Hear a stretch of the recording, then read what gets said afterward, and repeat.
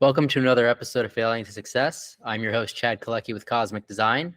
Today on the show, we have Christian Smutherman. His company is called Growth Loop, and they help experts master their businesses. He's had this company for 4 years. So Christian, thanks for being here today. Thanks for having me. I really appreciate you introducing me and bringing me on the show. Definitely. So on the path to building Growth Loop, what was a failure that you can share with the audience? A failure, I'd say there were a number of failures and challenges along the way. I think when entrepreneurs first get started, you've got this big dream or big vision for your business, but you don't really know the pathway in terms of how to get there.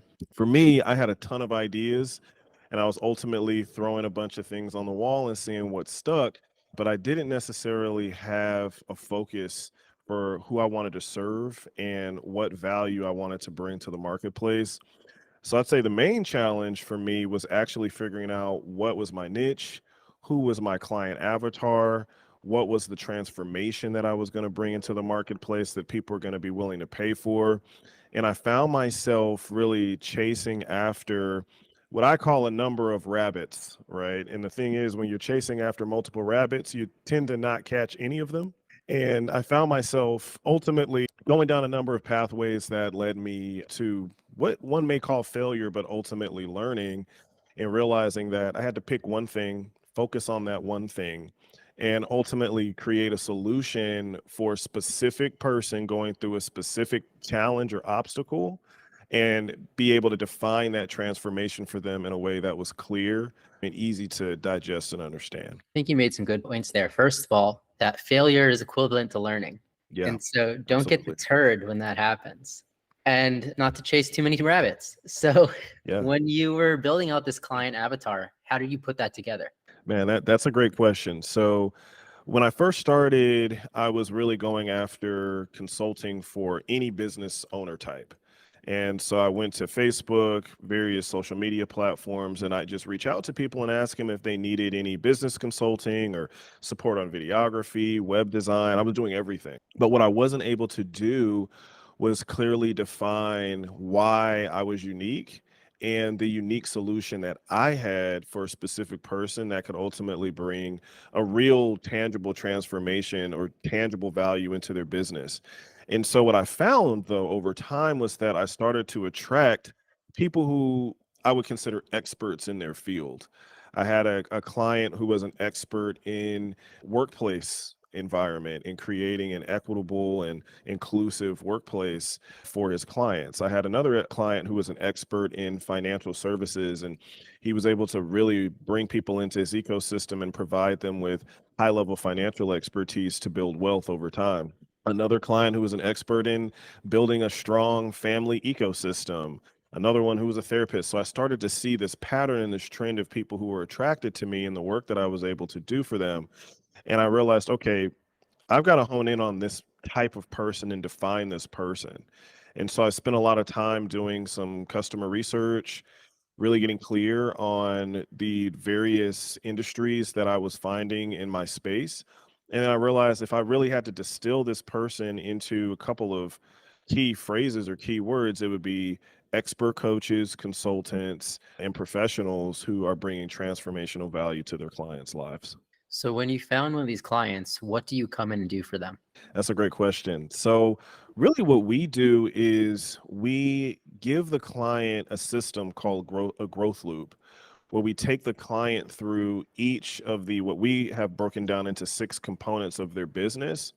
And we help them clarify and master every component of that business so that they come out on the other side with a really strong operating system, internal infrastructure for communications, for sales, for marketing. We help them brand their business with a beautiful branding ecosystem that we put together for them. And then ultimately, really refine their business model so that they have what we call $1 million business model, and they can go out into the marketplace with pure confidence and fluency in what they do and what they bring to the market, and ultimately connect with their ideal client avatar. So these are experts, specialists in what they do. Absolutely. And Absolutely. so it's easy for you then to build a brand around them, although they're not necessarily the best at doing it for themselves. Exactly, right. And a lot of these folks are where I used to be, right? I wish somebody had come in and helped me in the way that I help my clients. And I think for a lot of entrepreneurs, sometimes you've got to ask yourself, like, what's the solution that I'm looking for? Am I my ideal client avatar? And so these folks are exactly that. They don't necessarily have the skill set on branding and marketing and sales, but they've got the skill set when it comes to their particular area of expertise. How did you end up starting this business and getting into this space? Oh man, that's a great question. So I've been an entrepreneur my entire life. I started literally when I'll give you like a quick history. Started when I was 7, selling candy door to door, and then I launched a candy company in high school where I was selling gourmet lollipops, and I was making bags of money doing that. So I always knew I wanted to be an entrepreneur, but I didn't know exactly what it was that I was ultimately going to do as an adult. So around 2017, I was working at a startup incubator where we were basically working with education startups to ultimately design them, prototype their MVPs, and then bring them to market. And what I found was had a ton of knowledge when it came to helping startups and startup founders ideate and start putting together their businesses. But what I didn't have was the expertise or the knowledge to go out and start my own company, which is really what I wanted to do. And so I ended up taking a risk and I went to my boss at the time and I let them know. I said, hey, I really want to pursue working on my own projects and potentially even building out my own business. And I need to take this risk and do that. And I'd love if you guys were my first client. And they agreed. They agreed to be my first consulting client. And that's really what kickstarted my consulting journey. After that, I sort of got a little distracted with a bunch of other opportunities, which is the rabbits that I was talking about, just chasing different projects because this was the first time where I really had full freedom to do what I wanted, didn't have to go into an office, etc. But no matter what I did, I always found myself coming back to the very thing that really started this new phase of entrepreneurship in my life, which was consulting. And so over the years, as I was doing videography consulting, web design, graphic design, and really sort of operating within the creative space, I saw that there was a gap where people like me, other experts who had a skill set and just needed to figure out how to close the gap, they didn't have the tools, the resources, and the systems to go to market confidently and start bringing in clientele consistently and with a repeatable system. And so I went out, I started literally buying every course that I could and trainings and learnings. Like I would say that I'm the type of person who will teach himself anything if I can get my hands on the content. I really recommend folks don't ever be afraid of investing in yourself and going out there and taking courses and watching videos on YouTube, whatever the case may be to develop your skill set, do that. And through that process, I landed on this concept of, okay, I want to be an accelerator program for experts. I want to be the space where experts go to build their brand, build their business, and become what I call eminent, meaning the number one go-to figure in their space where people look to them and they're like, yeah, I want to work with that person. And so I put together a program. It's a 12-week program called Growth Loop. And we take folks through these business mastery modules. We work with them one-on-one, literally joining their team. I like to call ourselves the ghost executive team of the organization. My clients, they always call me the ghost CEO because I'm kind of behind the scenes, helping them, advising them, making sure that they're making the right decisions, and ultimately providing them with an end-to-end system that solves that problem of coming to market successfully. Your next company will have to be called Go CEO. I love it, man. We gonna have to do it. So for our younger listeners out there, I Yeah. want you to go into your gourmet lollipop story. Oh yeah. Oh man. Okay. Ozark Delights. I don't know if that company still exists, but that was the company I sourced the lollipops from. So this story starts in middle school, actually. And like I said, when I was much younger, 7, I would go door to door selling candy. And that's where I really got my first taste of entrepreneurship and knowing that people would give me money. I was like, wow, this is possible. And I didn't grow up with a lot. I grew up between the rural South and in a metropolitan area, North Carolina, Charlotte, and didn't really grow up with a lot, but I had a good family. And ultimately, I knew that I wanted to be somebody and I wanted to do something and I wanted to make my own money. And I didn't want to be enslaved to having to work for somebody my entire life. I wanted to work for myself. And so I got to the 9th grade and I was just doing research on businesses. I was gonna get fake iPods from China through Alibaba. I don't know if it was Alibaba at the time or maybe eBay, and I was gonna sell those. And I was gonna start trying to code my own websites through MySpace and get ad spend. Like I was just this crazy kid. I bought a pen tablet and had literally like Adobe. Don't get mad at me, but like I found back in the day, y'all didn't do a good job with your key codes and stuff. So I had a free copy of Adobe. It was like $900. I didn't have $900, and I was coloring and doing graphic design, and I had a whole anime that I wanted to start. All this stuff, man. But none of that stuff was making me money. And I was like, damn, I went to my mom and I said, Mommy, I'm trying to make money. I want to be rich. Like, I don't know what to do. And I said, can I get $12 to enroll in this course? This is back in like 2015, 16, no, 2008, 2007, 2008. And so she gave me $12 and I bought this book, and basically it was a scam. And the book was like, basically it was a book where if you paid money to get the book, it just gave you the rights to sell the book to someone else. And I was like, ah, man, I feel stuck because this is what I want to do. And then it clicked in my head. Why don't I sell something that everybody loves, that's in high demand, that nobody else has access to? And I remembered in middle school, we had this gourmet lollipop fundraiser where they gave us these gourmet lollipops and they told us, go sell these lollipops, and whoever sells the most lollipops is going to get prizes, right? I remember selling some, but I didn't really get too serious about it. But what I remember is that those lollipops were selling and you couldn't find them anywhere. So I went to one of my middle school teachers. This was the summer before ninth grade. I went to one of my middle school teachers. I'll never forget her. And I asked her, I said, hey, is it possible for you to get me some of these lollipops? I went online, I looked up how to get them, and they said that if a teacher gets the lollipops, they'll give you the lollipops for free, and then you just have to pay them back on the back end. I said, could you help me with this and be my first? And I was 14 at the time. And she agreed. She said, I got you. She said, just pay me back. Just pay me back. So she got the lollipops for free. But of course, by the end of the school year, I had to sell them all in order to pay her back. So I marked them up for a profit. I sold them for about $1 to $1.50 each. Sometimes there'd be scarcity where I was running low on a particular flavor. So I was selling that thing for $3. And I would walk through my school with a bag of those lollipops. And I had another bag where I put all the cash. Got to a point where I had employees. So I had other students selling the lollipops for me, and they were the fall guys because this was not this was not allowed at school. So one of my good friends, I'm sorry, bro, if you're watching this, he ended up getting suspended as a result of selling my lollipops. And I made bags, and that was a tough time for me in high school. I was getting into trouble, and there was gang stuff going on at the school, and it was a rough time. But I was able to invest in myself. I got a Wacom pen tablet off that, really develop my graphic design skills. And ultimately that was the beginning of the next phase of the entrepreneurial journey. So figure out what your classmates need. Make sure it's ethical though. You know what I'm saying? I know some of y'all be doing some stuff that's unethical, but make sure it's ethical. Find something that your classmates need and start selling it.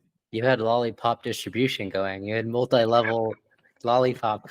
Literally, they give me the proceeds, I pay them. It was crazy. It was crazy. It was dope. I mean, I'm sure just the lessons of that, right? Of figuring out how people, what they want to buy, how they react, Yes. having people under you, right? It Yes. seems like you're just selling lollipops. So no, you were figuring out how business worked. Absolutely. Absolutely. It was operation 100%. So what's your recommendation to young people to get into this type of stuff? Yeah, I think that's a really great question. I think there are a couple of things that come to mind. First, figure out what you're passionate about. What do you really love to do? And think to yourself, is this something that in today's economy and marketplace that I can monetize? Because back when I was a kid, I used to love art. I mean, I knew that I was going to be an animator, have my own anime, video games, all that. But I was discouraged because I was programmed with this belief that you couldn't be successful or make money as an artist. But we live in a society today where if you're good at something and you can communicate that talent to other people and other people can enjoy it and be entertained by it or derive some kind of value from it, you can make money off of it. So the first thing I would say is Ask yourself, what am I passionate about? And then ask yourself, what am I talented at? What is like my gift? Something that if I either put my all into it, or if I look at what I've done in the past, like no one can do this better than me, or I'm just really like unique at doing this particular thing. I was watching a YouTube short the other day, which is one of my like bad pastimes because, oh my goodness, those things are addictive. But there's this girl on there and like she can dance. She's really good with the basketball and she does all these cool dancing tricks while spinning the basketball on her finger. I guarantee that she's able to get different partnerships and opportunities through that. She found something she's passionate about and really talented at, and she made a business out of it, right? As a content creator. So that's the first thing I would say. The second thing is for that passion or that purpose or that thing that you're really good at is, right? If it's not something that's necessarily going to be viable in the marketplace, look for a problem to solve, right? And even if you do have a talent or something, right, that you can monetize, still look for a problem out there that people have that you can solve. Because what businesses really are at their core is just helping people at scale. That's all a business is. It's an operation to help people at scale. And so think about how you can help somebody, right? You can help people by making them laugh if you're a content creator or a comedian, right? You can help people by designing logos for them if you're a graphic designer or an artist.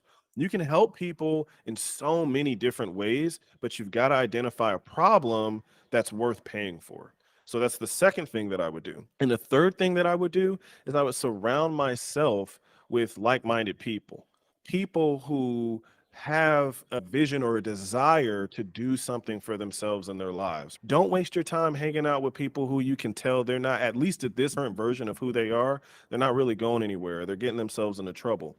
Focus on building relationships in a community of people that are going to help to elevate you, people who are going to introduce you to and help you learn new things. And don't ever be afraid to learn something new and become really, really good at something. Educate yourself. Because at the end of the day, school isn't going to be able to teach you what it takes to be an entrepreneur out in the real world. Take advantage of the opportunities that school or university may afford to you, but always have the mindset of learning and developing yourself for a lifetime. Because there's one thing that's never going to go out of style in business, and that's expertise. That's a deep skill set or knowledge base. You can always bring that to market and not only impress somebody, but somebody can see your skill set and say, you know what, that person can help me. I'm willing to pay them $1,500, $2,000, $5,000 for that. So never be afraid to invest in your learning and always focus and have a mindset of educating and developing yourself. Well, you heard it here from Christian Smutherman. Those are some great tips. So if our listeners wanted to get in touch with you or your company, how would they do so? Well, the first thing they can do is they could send me an email. And currently, the company is called Expert Consulting, though we are going through a pretty cool rebrand that's going to be exciting. But if you want to contact me directly, just send me an email at Christian, Christian at expertconsulting.io. And if you want to learn more about our company and what we do to growth loop experts and entrepreneurs, you can go to expertconsulting.io. Well, thank you, Christian, for being on the show. And thank you, everybody, for listening to another episode of Failing to Success. I'm your host, Chad Kaleky with Cosmic Design. Make sure to like, comment, and subscribe, and we'll see you next time.